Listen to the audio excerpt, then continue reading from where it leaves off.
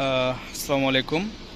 আহ, আমরা হচ্ছে যখন আউটডোরে ইনগ্রাউন্ড লাইট হোক ওয়াটার বডি হোক, যে কোনো ইনগ্রাউন্ড ওয়াটার বডি আউটডোরের লাইট এসি ডিসি যেটাই হোক, আমরা হচ্ছে জয়েন্ট দেওয়ার সময় এই জিনিসটা সবসময় মাথায় রাখবো যে জয়েন্টটা যেন মিনিমাম হাফ ইঞ্চি গ্যাপ থাকে দুই জয়েন্টের মাঝখানে। জয়েন্ট দেওয়ার পরে হচ্ছে আমরা সিঙ্গেল সিঙ্গেল পিআইবি করব। পিআইবি করেন ভাই। শুধুমাত্র আমার জয়েন্ট যেটা আছে এটাকে আমরা এখন সিঙ্গেল করে পিআইবি টেপিং করতেছি।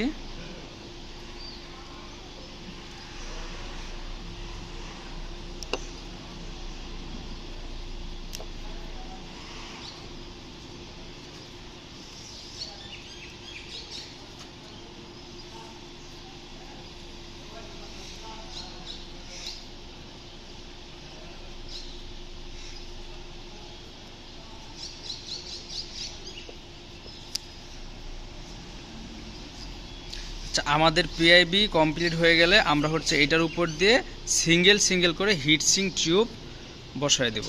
দেন এটা হচ্ছে আমরা হিটসিং টিউব দিচ্ছি।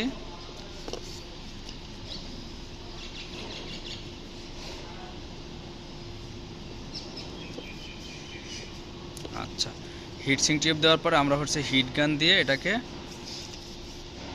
ফিক্সড করে দেব।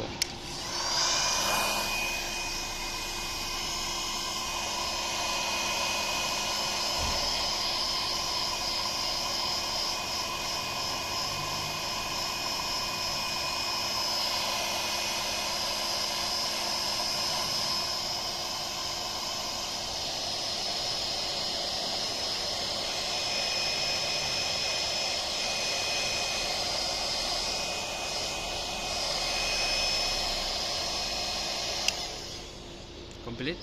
জি। আচ্ছা, আমরা যখন হিটসিং টিউবকে হিট গান দিয়ে কমপ্লিট করার পরে এখন আমরা হচ্ছে আবার পিআইবি টেপ মেরে দেব উপরে। একবারে শুরু থেকে কেবলের একবারে স্টার্ট পয়েন্ট থেকে শুরু করব পিআইবি দেওয়া, ইন পয়েন্টে গিয়ে আমরা শেষ করব।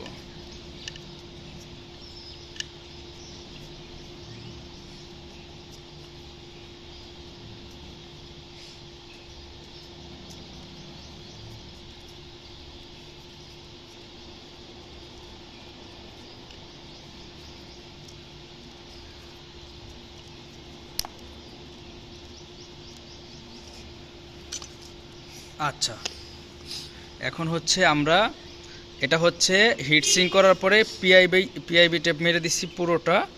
এর উপরে হচ্ছে আবার পিভিসি টেপিং করে দেব।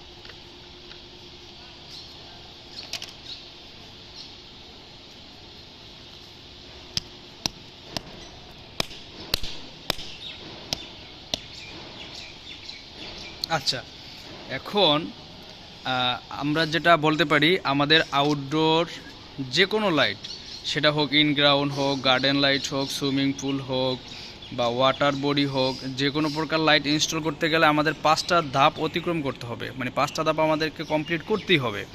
প্রথমত হচ্ছে আমাদেরকে জয়েন্ট দিতে হবে হচ্ছে 8 পিস করে, যেন মাঝখানে মিনিমাম 1 ইঞ্চি গ্যাপ থাকে।